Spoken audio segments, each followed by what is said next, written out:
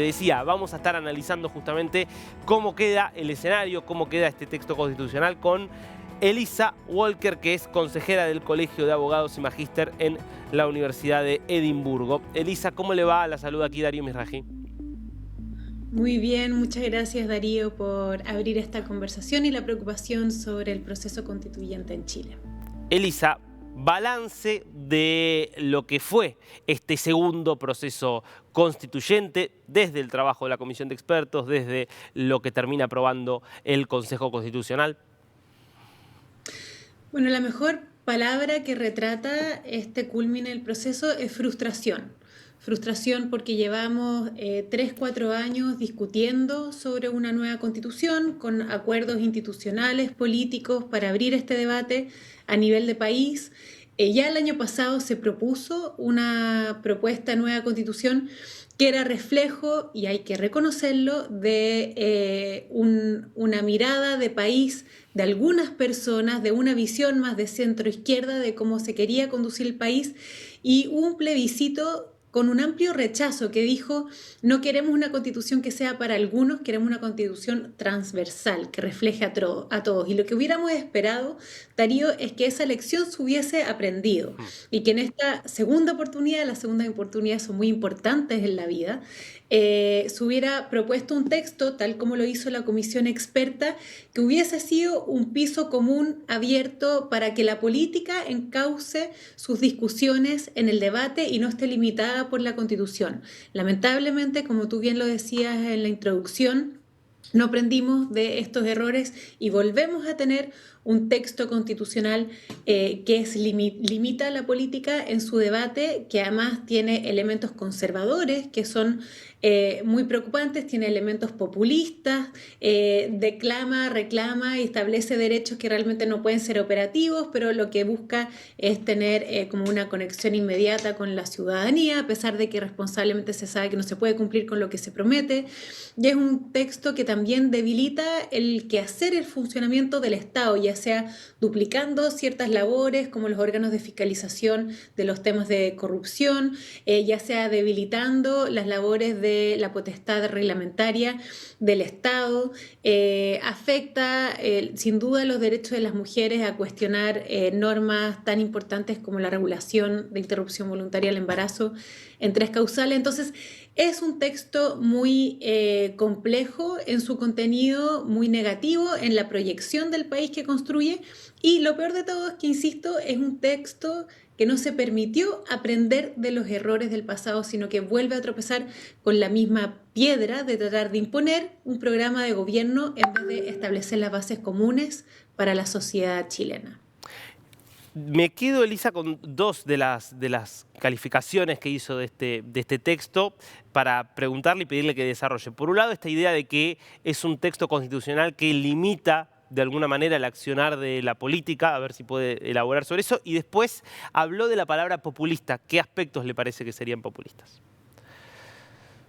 Partamos con lo populista. Es un texto que dice que los inmigrantes ilegales hay que expulsarlos de inmediato, en un corto plazo. Nosotros sabemos que eso no se puede hacer, que hay procesos judiciales, que hay que evaluar cada caso, pero tiene el afán de hacer un guiño al tema migrante, que es importante, que es complejo y que moviliza mucho a la ciudadanía. Entonces se promete esta expulsión inmediata, a pesar de que se sabe que realmente es solo un símbolo y no va a ser una realidad. Eso es populismo.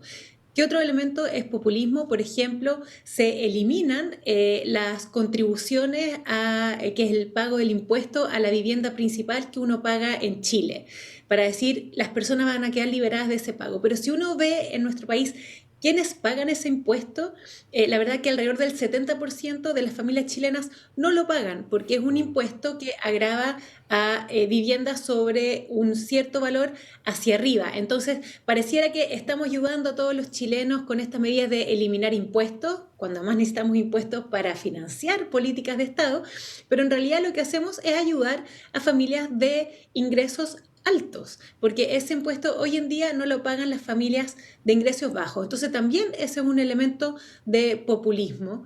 Y en cuanto a cómo se restringen las políticas, el debate público, queda muy claro en cómo se regula educación, en cómo se regula salud y en cómo se regula pensiones o seguridad social. Por ejemplo, en el caso de las pensiones o seguridad social, se establece que las personas que cotizan para financiar las pensiones son propietarios de esa cotización. Y eso lo que hace es poner en entredicho la posibilidad de tener un sistema mixto de financiamiento de pensiones donde se colabore con la contribución individual, la cotización individual, que es muy importante que exista, pero que también eventualmente, y es la discusión que hemos tenido en los últimos 10 años en nuestro país, podría ser complementada con un ahorro colectivo. Ese ahorro colectivo queda en entredicho con estos establecimientos de propiedad en las cotizaciones en términos generales. Eso limita el debate público. En temas de educación, esta es una constitución que en temas de educación parece un reglamento, ni siquiera una ley, parece un reglamento. Se establece que ninguna ley o el Ministerio de Educación puede establecer el contenido de las bases curriculares de los colegios más allá de un 50% del programa educativo completo. O sea, el Ministerio de Educación, que tiene un rol muy importante, que establecer las bases comunes de formación educacional, solo puede establecer mallas comunes mínimas hasta un 50% y el otro 50% lo tienen que regular los colegios como ellos quieran. Eso también restringe no solo la deliberación a nivel legal, sino que lo restringe incluso a nivel reglamentario de cómo funciona el Ministerio de Educación. Entonces, esos, Darío, son ejemplos concretos de cómo este texto no tiene un espíritu de habilitar una discusión, sino que tiene un espíritu de imponer un programa político particular, que además es un programa con una mirada conservadora y de derecha. Eso se ve con mucha claridad en el tema de los derechos de las mujeres, por ejemplo, donde se califica la protección del ser en gestación, pasa de ser un qué a ser un quién, que eso obviamente abre la discusión si tiene el estatus de persona, y por tener el estatus de persona si es titular de derechos, y eso eventualmente puede generar un retroceso en la implementación de la ley de las tres causales, que costó mucho discutir y aprobar en nuestro país.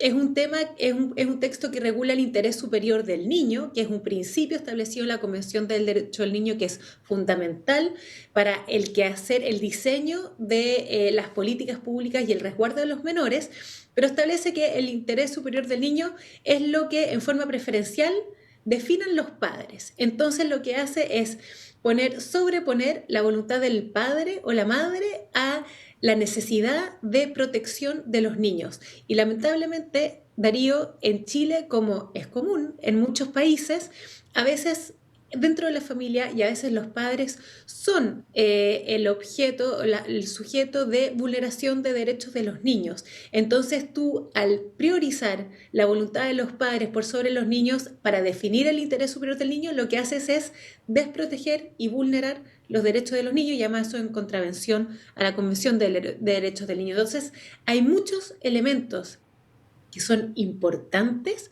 que son un grave retroceso en comparación a lo que tenemos en el texto actual. Entonces, para aprobar un texto que nos va a dejar peor a como estamos ahora, mejor sigamos con el que estamos, que no es perfecto, pero por lo menos hay ciertas puertas que están abiertas de la discusión que este nuevo texto pretende cerrar. Ahora es interesante esto que decía Elisa de que hay artículos que parecen más una reglamentación, que ni siquiera son lo que podría marcar una ley. La verdad es que cuando uno repasa, corríjame si me equivoco, pero digo, las constituciones consideradas más modélicas y más exitosas en cuanto a su capacidad de ordenar el juego político y jurídico en un país, uno ve que son principios muy generales, marcos bastante amplios, que permiten que después el poder legislativo, que va cambiando según los vientos políticos, bueno, acomodándose a esos marcos, eventualmente puedan en un momento ser leyes quizás más hacia la izquierda, en otro momento leyes más hacia la derecha. La sensación es que es como una especie de corset que no habilitaría un poco que se transmitan esos vaivenes en los ciclos políticos. Tal cual, Darío.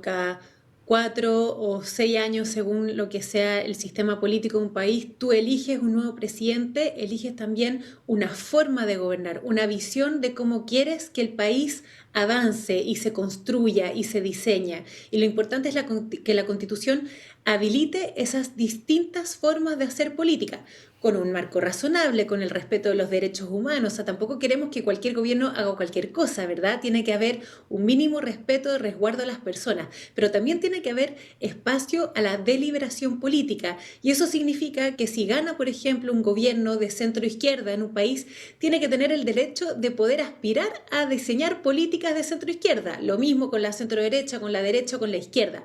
Lo que hace este texto es prohibir esa aspiración de tener un programa de gobierno que se diferencie de lo que es un programa de derecha, porque esta propuesta de constitución es un programa de derecha. Entonces, acá no es solo que el texto es malo, sino que el texto de alguna forma no cree en la democracia, porque si hay algo básico de la democracia es el espacio de deliberación pública, donde todos nos entendemos que estamos llamados a acordar las normas que consideramos que son las más adecuadas para conducir al país. Ese espacio de deliberación pública acá se limita y eso en sí mismo es un grave retroceso para nuestro país. Ahora, es impresionante porque usted termina diciendo, bueno, a pesar de todas las críticas que hay, de todas las los enormes cuestionamientos hasta de la legitimidad de origen que tiene la Constitución vigente, porque fue una Constitución hecha en dictadura, con muchas enmiendas, es verdad, pero que tiene su corazón hecho durante la dictadura, aún así termina siendo preferible porque paradójicamente habilita más el juego democrático que esta Constitución actual. ¿Cómo es posible semejante retroceso? Bueno, ese es el problema de cuando tú a través de una propuesta constitucional no buscas construir la casa de todos, que se ha usado como un símbolo que es muy potente para entender cuál es la función de la Constitución, sino que lo que buscas es responder a tu electorado y responder a tu visión particular del país. Y por eso, Darío, es importante, nosotros tenemos un plebiscito el 17 de diciembre y ahí la ciudadanía, a través de un voto obligatorio, va a decidir si quiere este nuevo texto o no. Y si gana el a favor del texto, bueno, este es el texto que va a ser nuestra nueva constitución, con todas las complejas elementos que estamos conversando. Y si gana el contra, va a seguir la constitución vigente, que ha tenido obviamente un largo espacio de debate, también ha tenido cambios que son importantes, pero no por querer cambiar lo que tenemos ahora estamos dispuestos a aceptar cualquier cosa. O sea, el cambiar es para mejorar, el cambiar es para unirnos, el cambiar es para consolidar todos juntos una visión de futuro. El cambiar no es revancha. Y lo que estamos viendo con este texto, que más bien se promueve un texto que lo que busca es una revancha al proceso del año pasado de la Convención Constitucional, que también tenía elementos programáticos bien claros, y no se aspira a aspirar a querer tener una constitución como un factor de unidad dentro del país. Elisa Walker, muy interesante, ¿eh? Gracias por este tiempo con Niños.